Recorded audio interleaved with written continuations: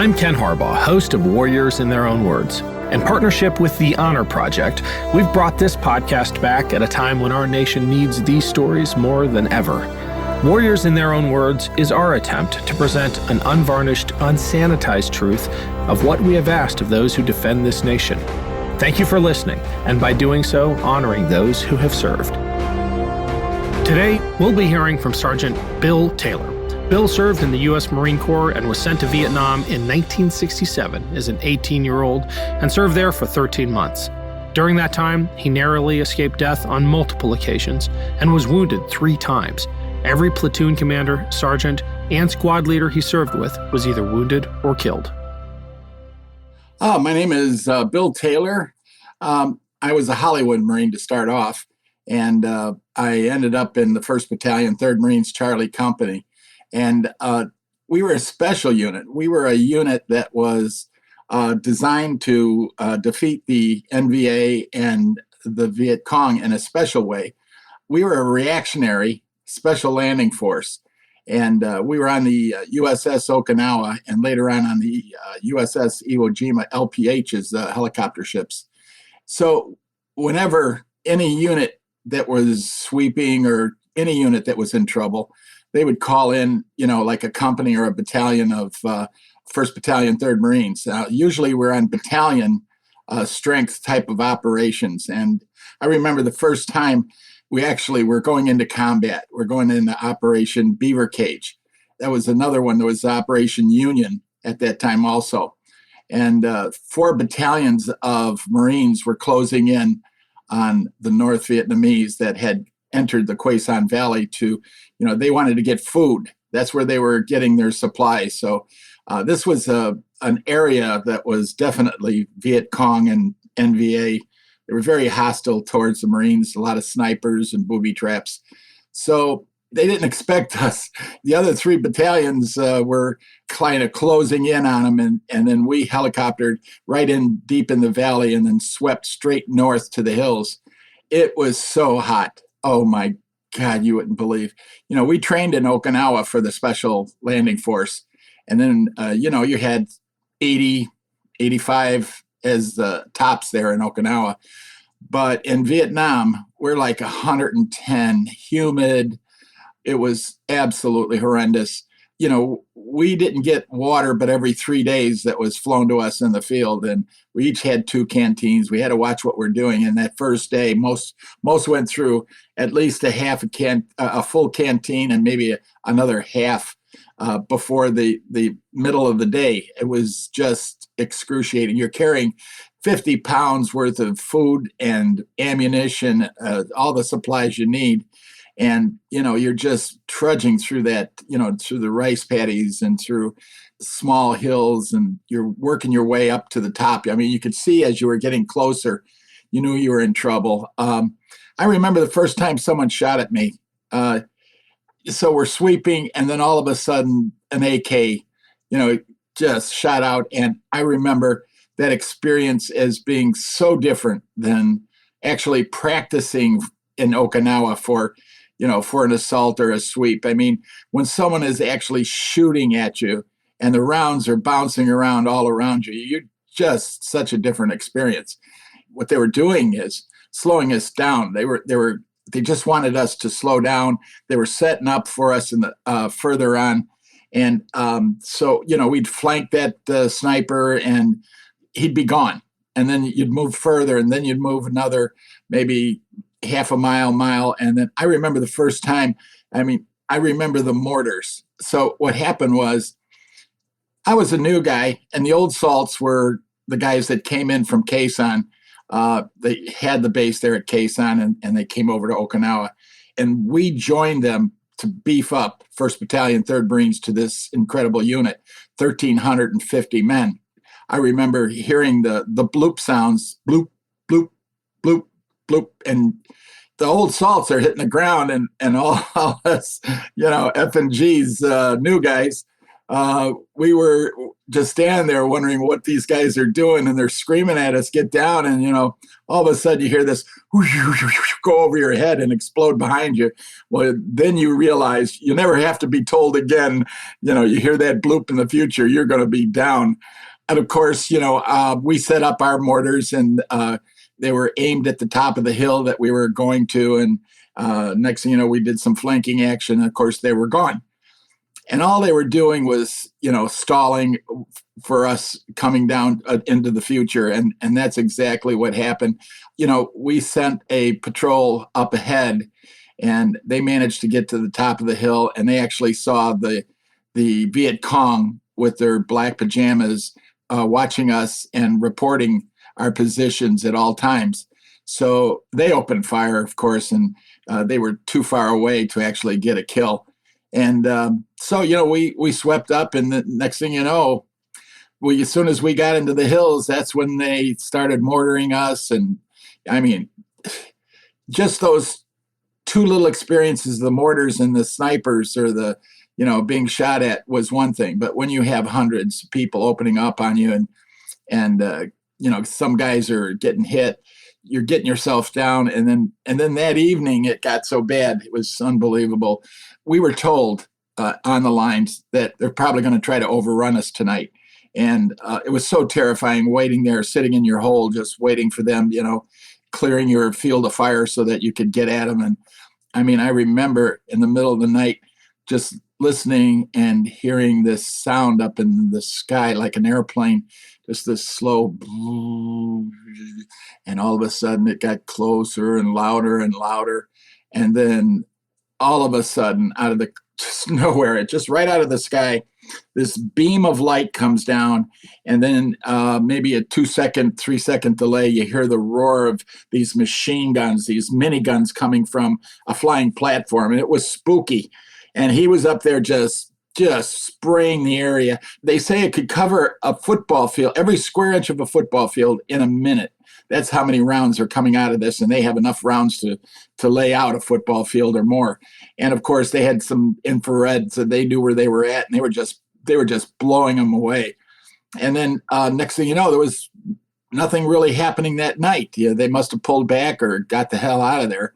I remember, the days that followed, that they got us trapped into different areas. We would always go after them, and as soon as we did, they were setting up traps, is what was basically happening. So our headquarters, our people who were leading us, were catching on. We're learning how to do this whole thing.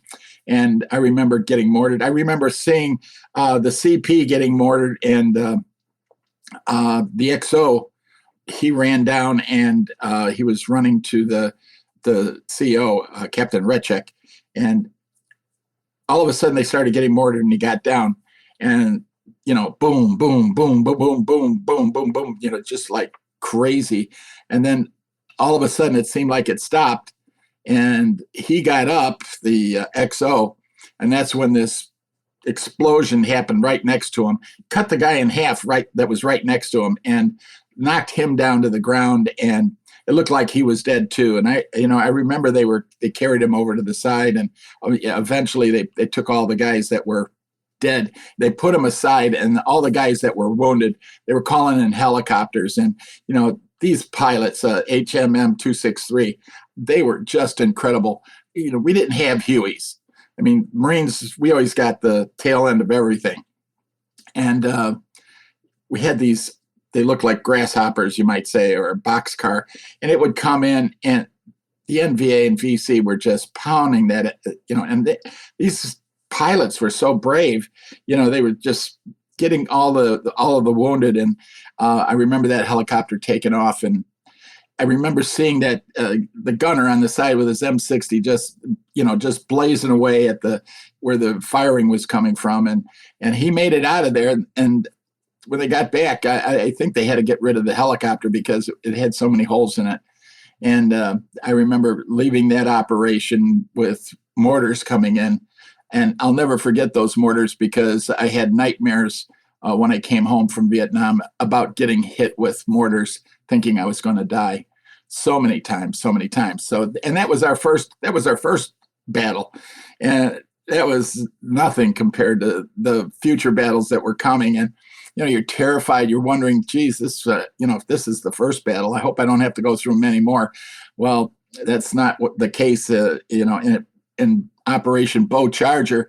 We ended up back on the ship for maybe 2 or 3 days. We'd be on a mission for a month out there, and they'd bring us back for supplies and stuff like that. And then they'd helicopter us in.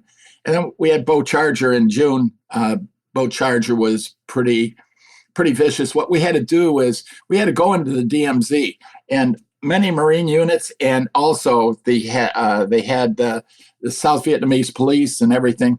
They were going to get all these people, all these villagers that lived near the DMZ. They wanted them out because the NVA were coming down. They were infiltrating over the DMZ, and they were creating such havoc. And these people were right in the middle. And it was our job, Special Landing Force Alpha. We had to come in, and along with the other units, Marine units that were in there on Bow Charger, they called in the Amtraks, and they'd put the people in the Amtraks, and then they would get them out of there. And I remember that it was terrible because they knew the Marines were there, and these people were being evacuated. And you think that they'd have a little mercy on their own people, but they slaughtered them as much as they tried to kill the Marines. And it's interesting. They got to fire at us from over on the other side of the DMZ. I mean, they actually used artillery. I mean, you think this is a mobile force, but they actually had emplacements buried in the ground on the other side of the DMZ, and they would be able to pull them out and shoot and then go back inside their caves, along with their mortars. And they had cave systems up there in the DMZ that nobody really realized. You think you could just go in there and just wipe them out, but there were so many caves and underground entrances and things like that. It was like near to impossible. And of course, you can't go over to the other side to eliminate these different, artillery pieces. Well, anyway, we ended up getting a lot of people out of there, and we had a lot of guys that were wounded and killed. We went through several other operations. As a matter of fact, we went through 25 operations in 11 months. And in that time, we were awarded 2 presidential unit citations for the actions that we fought. One was Beaver Cage, and one was Operation Buffalo. And Operation Buffalo was when we had the 1st Battalion, 9th Marines. It was the Bravo Company was pretty much annihilated. That means like 250 men were either killed or wounded. There was only a few that weren't. And we had just gotten back on the ship. We didn't even have a chance to, change our clothes or anything. We had to go right back out and right back into the DMZ. It was pretty vicious, to tell you the truth. We landed and we had a sweep, and wherever we went, we just kept on getting hit with artillery, and we're supposed to attack a tree line. And that was like one of the most horrible experiences of my life. It's just so surreal to think that, they want us, we're all lined up, and we're going to attack a tree line. How many times have you seen in movies, of marching forward when it all goes wrong and everybody gets hit? And that was one of those battles. I remember Malloy and Pike were just to the left of me, and were attacking that tree line. And we had 3 tanks to support us. I mean, you'd think, well, we got 3 tanks. Well, about 20 rockets came out and just annihilated the tanks almost immediately. They were shooting large caliber rounds at us. And, it was just like, let's get the hell out of here. Let's try to get some cover. Because as soon as we got in the open, that's when they opened up on us. We ended up pulling back, and we couldn't understand that the jets were coming in, the Phantoms were coming in, and they were dropping napalm and 500-pound bombs and everything else. And we thought that they were going to be eliminated because, that's why we were supposed to assault the tree line, because they were probably all blown away. Well, they all went underground, and nobody probably died.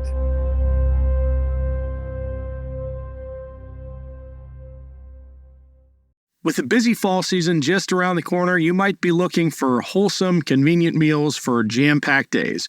Factor, America's #1 ready-to-eat meal kit, can help you fuel up fast with chef-prepared, dietitian-approved, ready-to-eat meals delivered straight to your door. You'll save time, eat well, and stay on track with your healthy lifestyle. Too busy with your end of summer goals to cook, but want to make sure you're eating well? With Factor, skip the extra trip to the grocery store and the chopping, prepping, and cleaning up too, while still getting the flavor and nutritional quality you need. Factor's fresh, never frozen meals are ready in just 2 minutes, so all you have to do is heat and enjoy, then get back to crushing your goals. Level up with Gourmet Plus options prepared to perfection by chefs and ready to eat in record time. Treat yourself to upscale meals with premium ingredients like broccolini, leeks, truffle butter, and asparagus. With Factor, you can rest assured you're making a sustainable choice. We offset 100% of our delivery emissions, source 100% renewable electricity for our production sites and offices, and feature sustainably sourced seafood in our meals. This August, get Factor and enjoy eating well without the hassle. Simply choose your meals and enjoy fresh, flavor-packed meals delivered to your door, ready in just 2 minutes, no prep, no mess. Head to factormeals.com/warriors50 and use code warriors50 to get 50% off.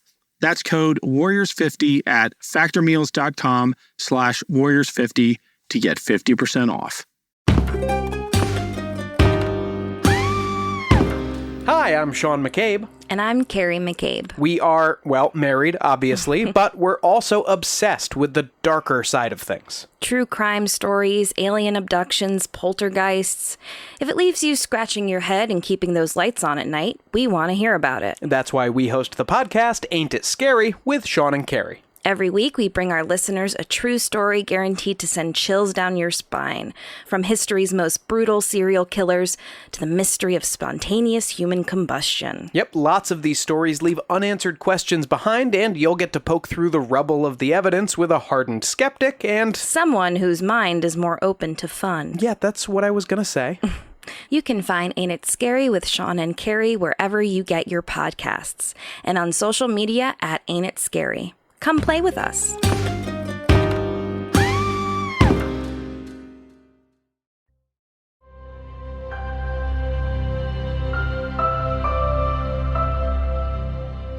So, then we ended up getting out of that particular situation.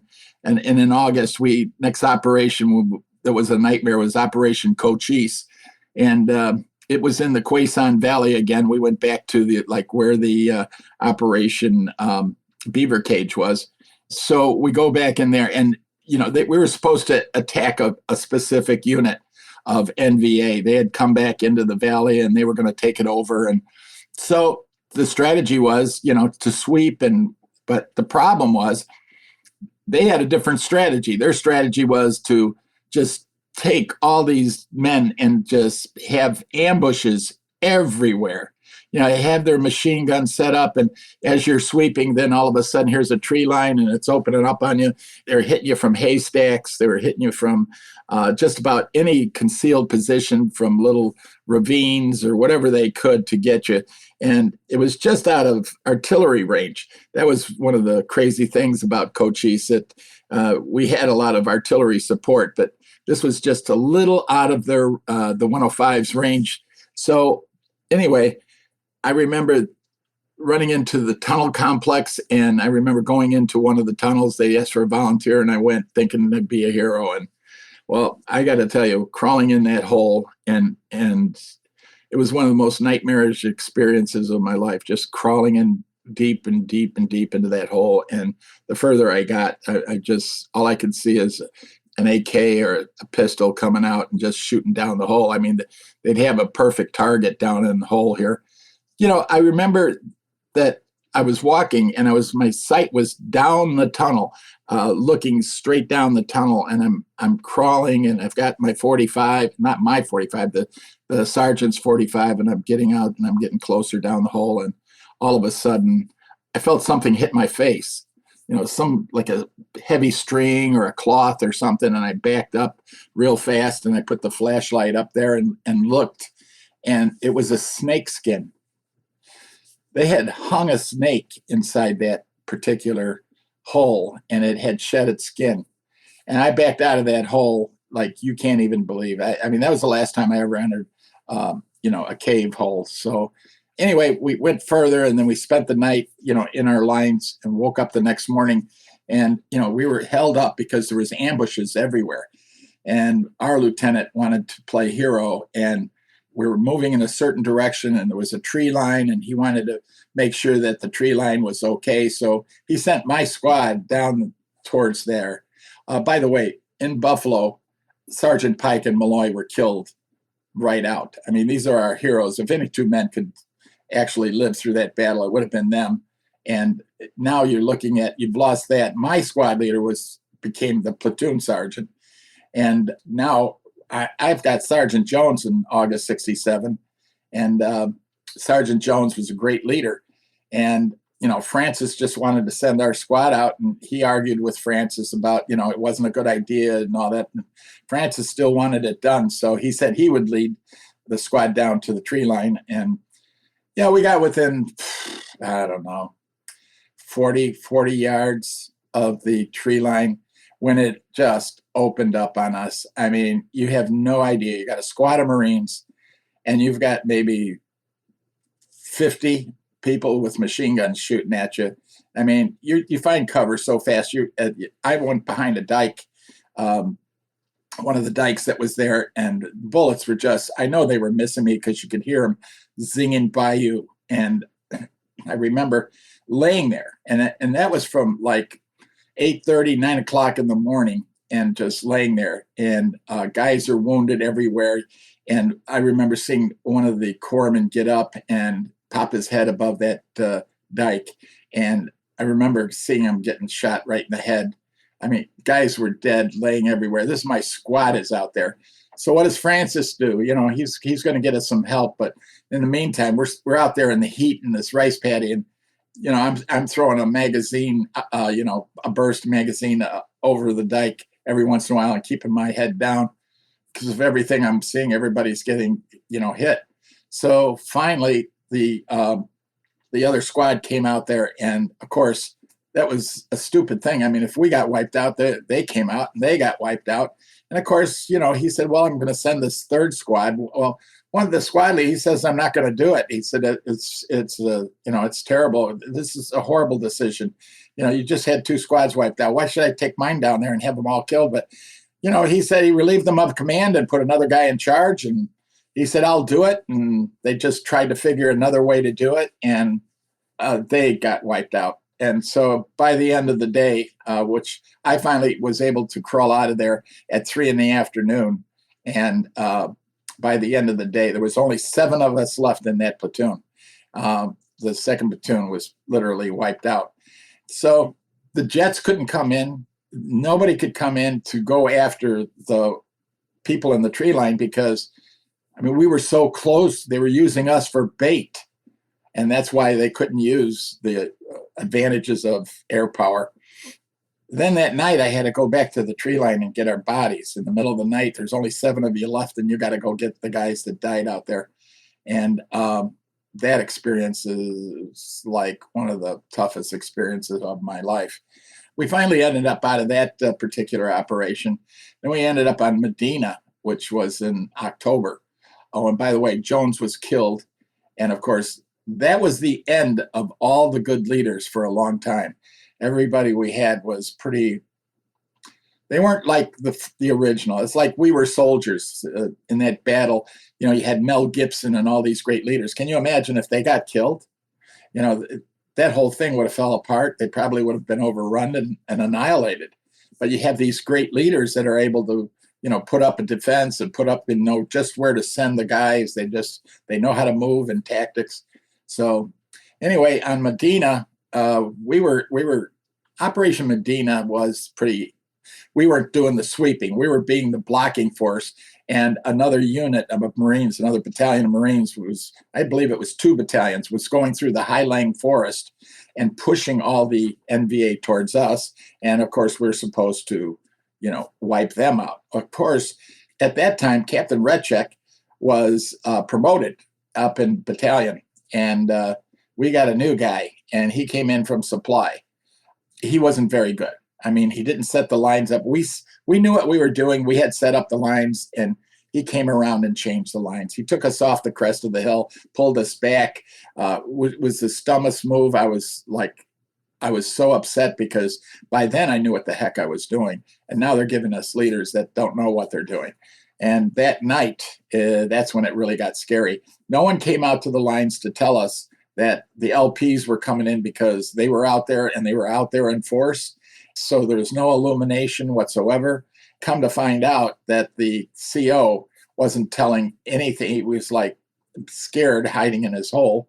And when everybody was saying, we need to have illumination. And he kept on saying, we're going to give away our position.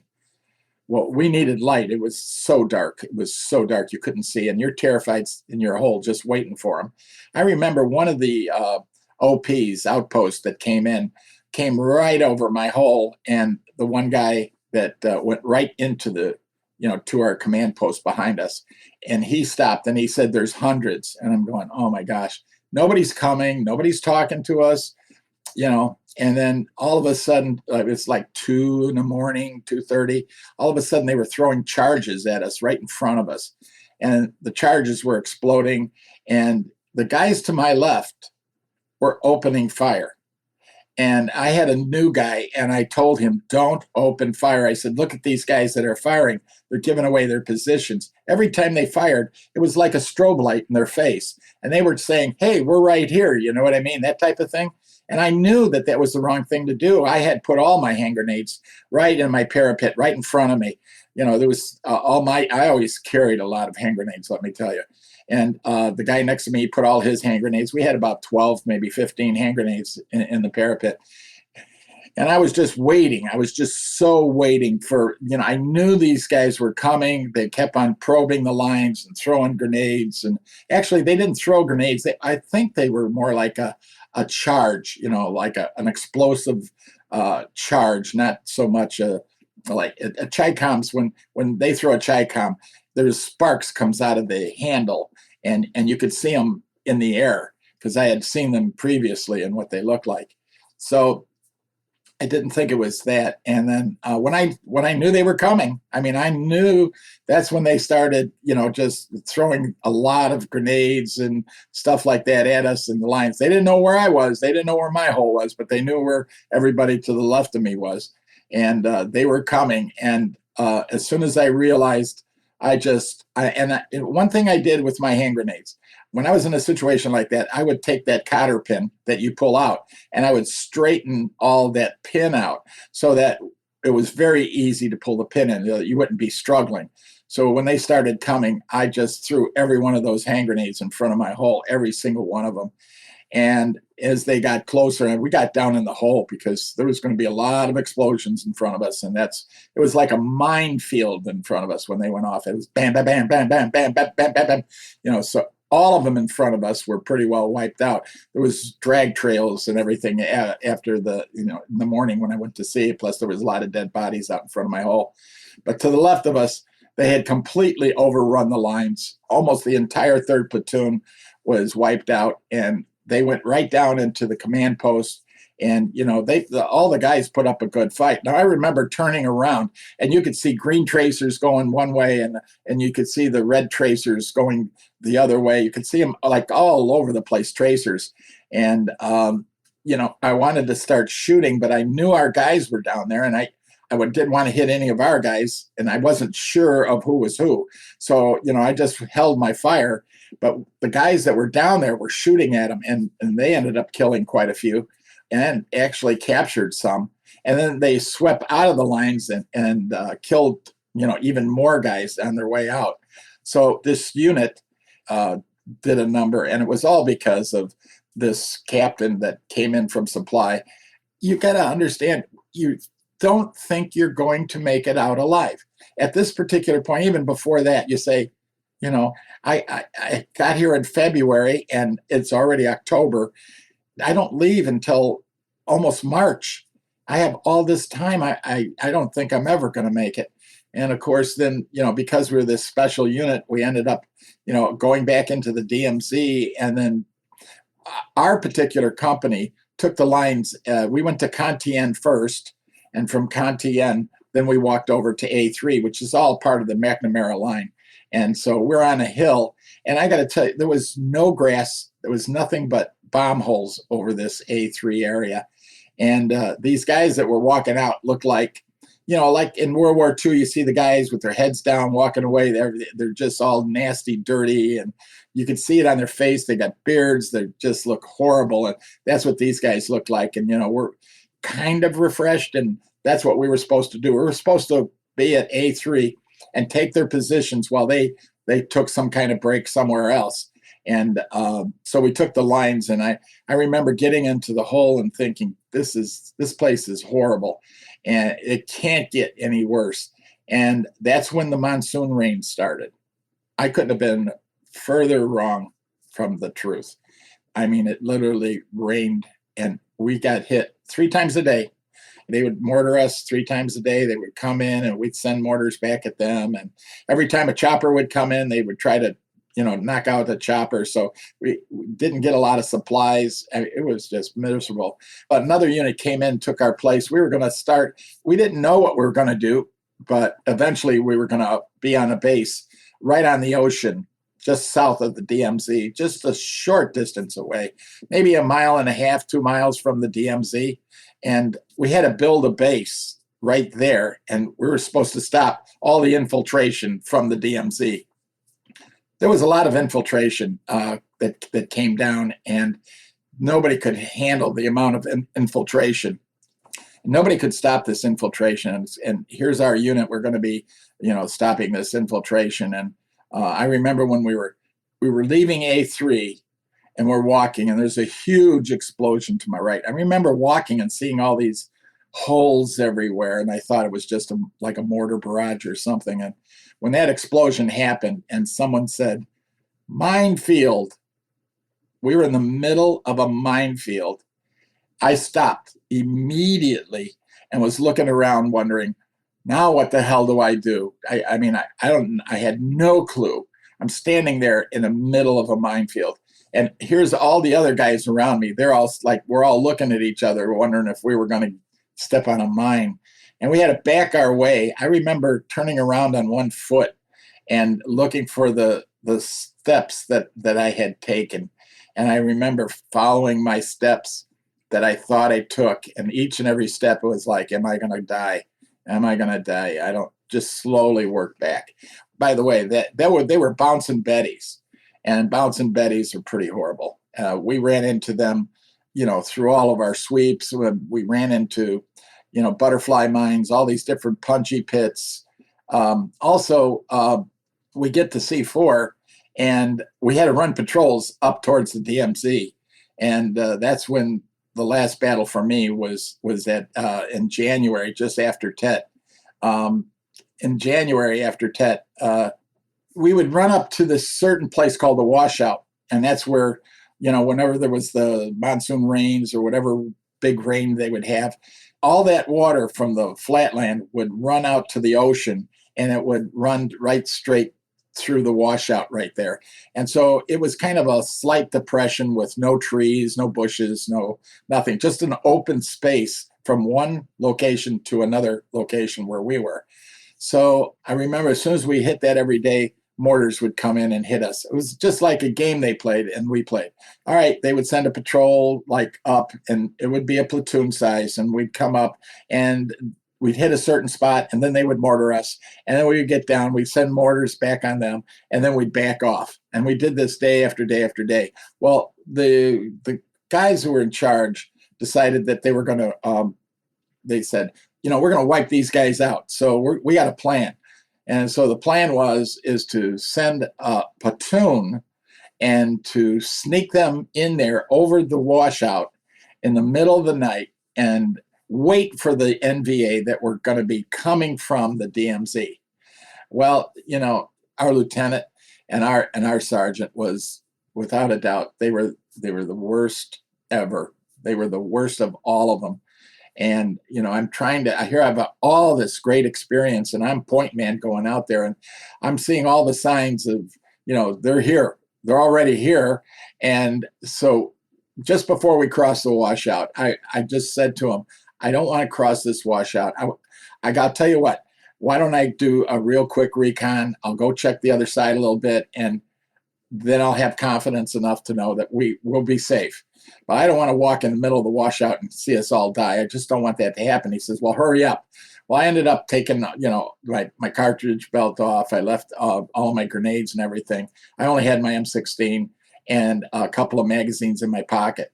And I crawled like a lizard all the way through that washout, and then I got over to the other side. And as soon as I hit the other side, I heard voices. It wasn't just like one or two guys talking. This was like 3 or 4 or 5 guys talking and laughing.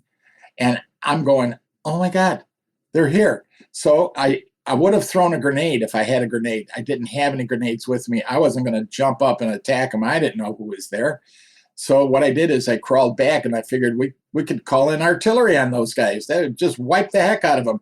The artillery was at the Quaviet River. That's all you have to do is back off and bam the hell out of it. That's not what happened. Apparently our sergeant and lieutenant didn't know how to call in an airstrike, not an airstrike, but artillery. And that was the beginning of the debacle. He wanted to make me cross that opening, even though I told him that they were on the other side. He wanted me to go across that washout and just bring everybody to get killed. And there was just no way I was going to do it. I said, I know that they're there if we have to. I think it narrows over by the ocean. I think maybe why don't we go over there and see it? And it was like 3:30 in the morning. He agreed to it, and we walked over there. And I remember the mist that came in. It was almost 100% humidity. You could hardly see in front of you. It was so misty. And so we ended up crossing near the ocean of this washout, and we're walking in a single file. Meanwhile, our lieutenant, because of what I'm talking about, he decides not to go that way. He decides to go to the left in the open area where there was cover and a pagoda. I could direct the battle from there, and he's sending the other 2 squads right up towards the DMZ, and I knew they were there. I just knew they were all over the place, but I couldn't convince anybody, and we just got further and further up, and he kept on. Finally, we dropped off a squad, and they had machine guns with them, and then our squad, we continued further north. We got to there was a big dune in front of us, and we either had to go right or left. And so right was to the ocean, left was to deeper within that area. And I looked at the ground, and sure enough, there was I remember when I was in high school, I lived near Rainbow Beach in Chicago. And at 3 or 4 in the morning, we would go out and go skinny dipping in Lake Michigan. And I remember as I was running on that wet sand that there's pure white sand underneath, and the top sand is like dark brown. So as you walked, you could see the footprints of white as you ran to the beach. Well, here is the same thing I'm seeing. We've got wet sand all around us, and here's this path about 2 to 2.5 feet wide. Now, that wasn't footprints. That's a whole group of NVA walking down that path, and this guy is telling me I have to walk down that path. And then here it is. It's going like on 4:30 in the morning. I'm terrified. I'm telling him, he said, if I don't go down the path, I go in the back and he'll put me up for cowardice in face of the enemy. I'm going, what the heck do I do? Well, I don't want somebody else who don't know what they're doing. I want to be in the lead here. And if I spring the ambush, I'm going to spring the ambush. So I ended up walking down, and we got pretty far down there before I saw this plastic top on the someone had put plastic over their heads and had propped it up with sticks. And I looked, it looked like just a piece of plastic that kind of blew there. And I remember sticking my head down and getting closer to it, thinking maybe somebody might be in there. And sure enough, 2 guys popped their heads up, and I had my M16 all in full automatic and put 20 rounds and got both of those guys, yelled ambush right. That's when the Chanacom grenades started coming out to our right. And, I screamed at the sergeant and was telling him, see, I told you they were here. And that was the beginning of the battle. That battle went until 3 in the afternoon. We were pinned down. My M16 jammed on me. Guys were getting hit everywhere. It was one hell of a battle. Well, I remember at the end of the battle, I ended up, they're going to send me back into the DMZ. It was now February.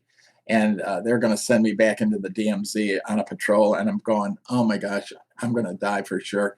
A lot of the guys who in their 13th month, they ended up dying. And here I am. I'm going into my 13th month, and I'm thinking this is the end. And that's when he told me my third Purple Heart had come through and that I was going home. And I got to tell you, it was one hell of a tour of Vietnam. And it was on a grunt level. I'm not a hero. Those guys that died, they are the heroes. They're the ones. When I first got there, I was a new guy. I was naive. I didn't know my ass from a hole in the ground. And I was an FNG, which is a new guy. And I thought I knew why we were there, fighting for liberty and for freedom and everything. But what I started to notice after a while is that I questioned why we were there, because I remember thinking, who are we fighting? We're fighting the North Vietnamese. Those are the people of the North. And we're fighting the Viet Cong. And who are the Viet Cong? They're the South Vietnamese. So who the hell are we fighting? I mean, are we in there fighting for the South Vietnamese if they're trying to kill us? Everywhere I went, these people were out of the Stone Age. And I started to develop not a fighting for liberty, but just trying to survive, trying to make it out, try to make it home. And I remember thinking so many times that I was never going to make it out alive, or I was going to come out wounded so bad that I might be crippled for the rest of my life. And for what? I wasn't even sure why we were there. And so, I got smarter, and I kept on getting smarter. My instincts were sharp as a tack. I remember always thinking and always being aware. If someone was shooting at me, I was down so fast. And so, I really began to doubt the war about what was going on. And I would start talking to the other guys. And, the question came up, why are we here? Are we really here to help these people when they want to kill us? They just wanted their life. They just wanted to farm. They just wanted to be left alone. And they didn't care whether it was going to be communist or, whether the Americans were going to be there and save them. They just, that's the way it all became. And it became a nightmare for a lot of Marines. Now, one thing I also want to say is I just explained I'm explaining everything that's happening. And you wonder why some of these guys can't talk about the war. You wonder why is he so tight-lipped? These are scars. And it took me hundreds of tears, thousands of tears to write this book, because, these moments in the book that are just so horrendous, and to get them out. And it's very cathartic to write a book. And I would highly recommend, even if it doesn't get anywhere and do anything, just getting the stories out of your body. I noticed that I'm able to talk about them now, and I'm able to, honor those guys in my unit that should have been honored. That was Sergeant Bill Taylor. To hear more of Bill's stories from Vietnam, read his book, On Full Automatic. The link is in the show description. Thanks for listening to Warriors in Their Own Words. If you have any feedback, please email the team at kharbaugh@evergreenpodcasts.com. We're always looking to improve the show. For updates and more, follow us on Twitter at @team_Harbaugh. And if you enjoyed this episode, don't forget to rate and review. Warriors in Their Own Words is a production of Evergreen Podcasts in partnership with the Honor Project. Our producer is Declan Roars. Bridget Coyne is our production director, and Sean Rule-Hoffman is our audio engineer. Special thanks to Evergreen executive producers Joan Andrews, Michael DeAloia, and David Moss. I'm Ken Harbaugh, and this is Warriors in Their Own Words.